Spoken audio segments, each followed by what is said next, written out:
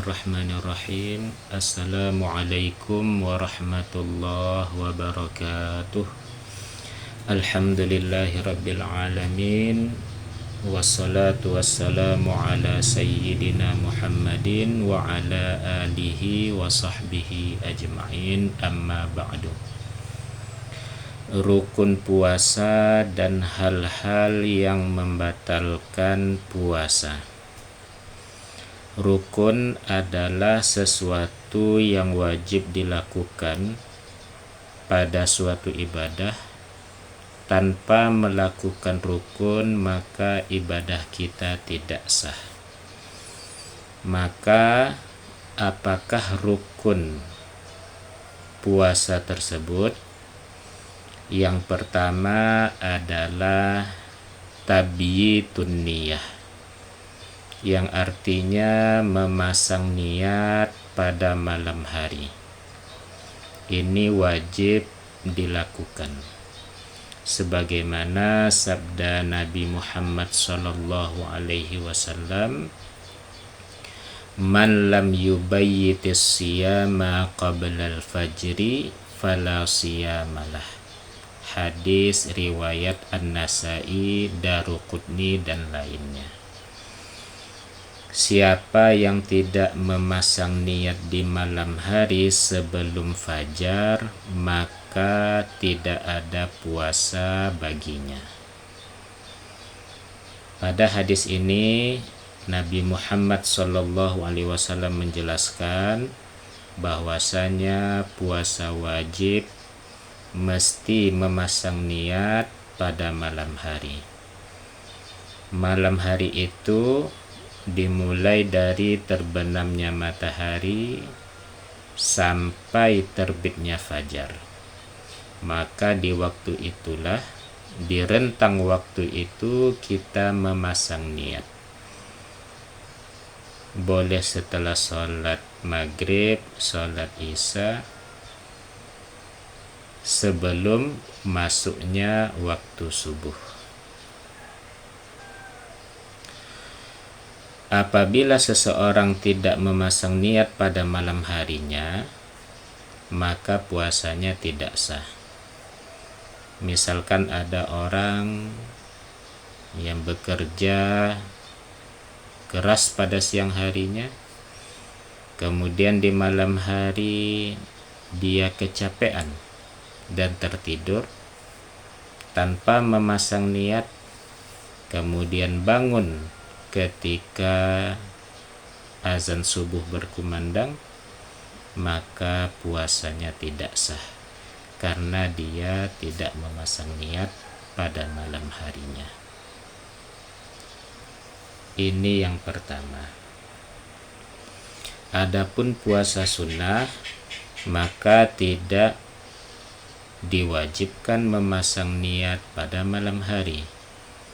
Boleh memasang niat pada siang hari, pada pagi hari, sebelum masuknya waktu zuhur.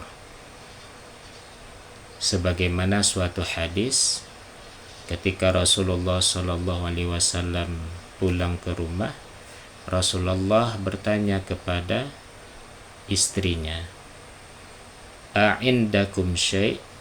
Apakah ada sesuatu untuk dimakan? Maka istri Nabi Muhammad SAW menjawab, "La, tidak ada." Rasulullah SAW berkata, "Idzan ana asum." Kalau begitu aku puasa pada hari ini. Ini puasa sunnah, boleh memasang niat pada pagi harinya, pada siang harinya, sebelum masuknya waktu zuhur atau sebelum zawal, sebagaimana yang terdapat di dalam kitab-kitab fikih.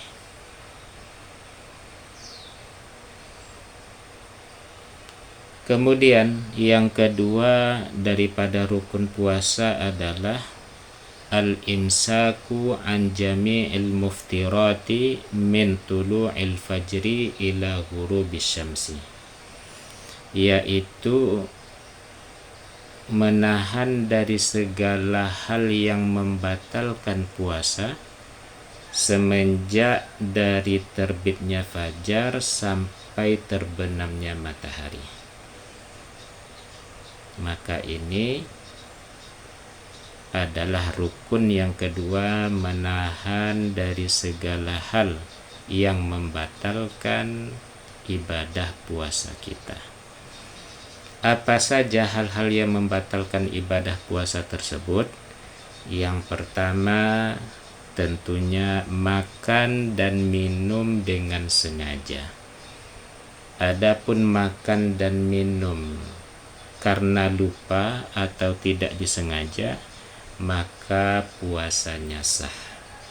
Sebagaimana hadis riwayat Imam Bukhari Muslim, man nasiya wa huwa sha'im fa akala aw syariba falyutimma saumah fa innama at'amahu Allah wa saqah.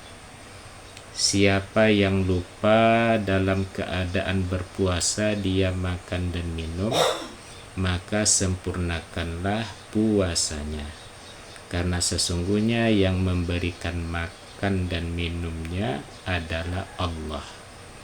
Hadis riwayat Bukhari Muslim. Maka makan dan minum dengan sengaja dapat membatalkan puasa. Adapun tidak sengaja, maka tidak batal puasanya. Yang kedua, hal-hal yang membatalkan ibadah puasa tersebut adalah memasukkan benda ke dalam rongga yang terbuka. Di antara rongga terbuka itu, yang pertama mulut, yang kedua hidung, yang ketiga telinga, yang keempat tempat keluarnya kotoran dari depan ataupun dari belakang.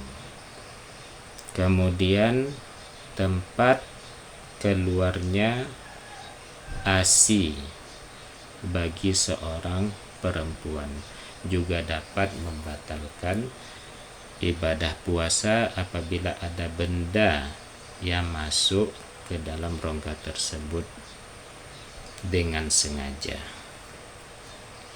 Maka apabila seseorang misalkan memasukkan obat tetes telinga pada siang hari bulan suci Ramadan dan dia dalam keadaan berpuasa, maka puasanya tersebut batal karena memasukkan benda ke dalam rongga yang terbuka.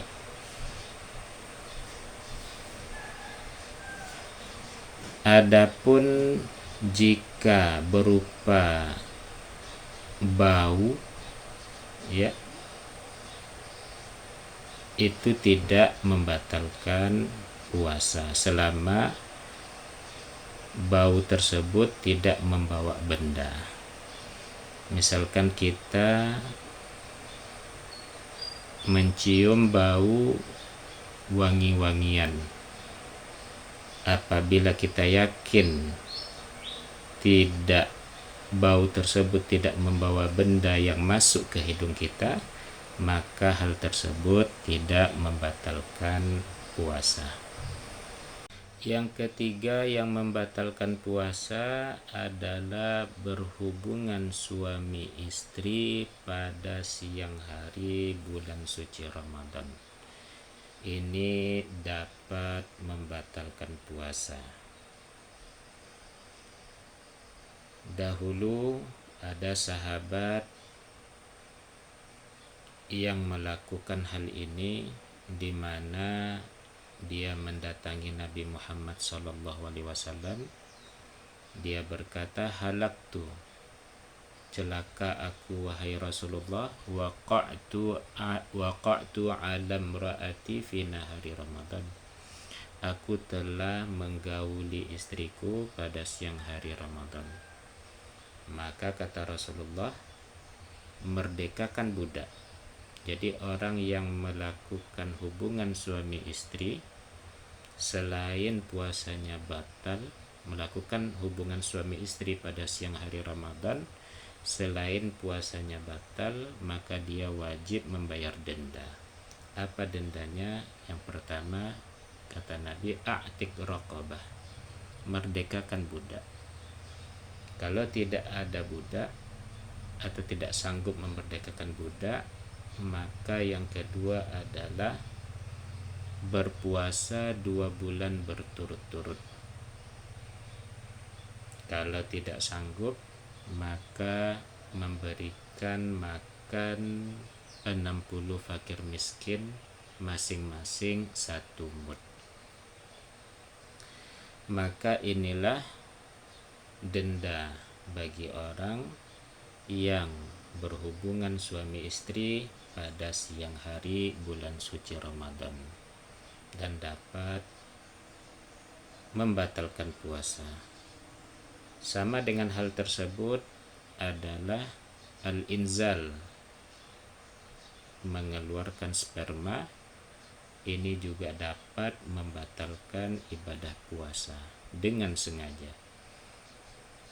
Kalau tidak disengaja, maka tidak batal puasanya, seperti seseorang yang tidur pada siang hari kemudian dia mimpi basah, maka puasanya tidak batal.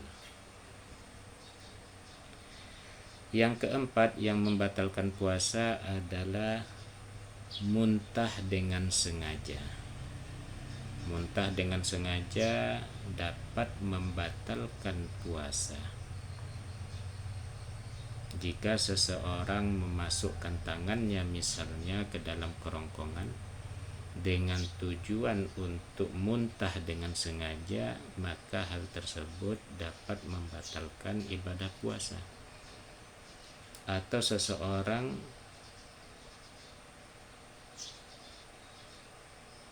berada di posisi atau sengaja menggoyang-goyangkan kepalanya ke bawah dengan tujuan untuk muntah dengan sengaja, maka hal tersebut dapat membatalkan puasa, sebagaimana yang terdapat di dalam kitab Fathul Mu'in.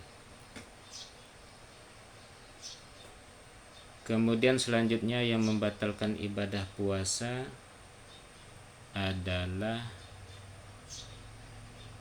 haid dan nifas. Perempuan yang haid ataupun nifas pada siang hari bulan suci Ramadan, maka secara otomatis puasanya batal dan dia wajib mengganti puasa tersebut pada hari yang lain setelah bulan puasa.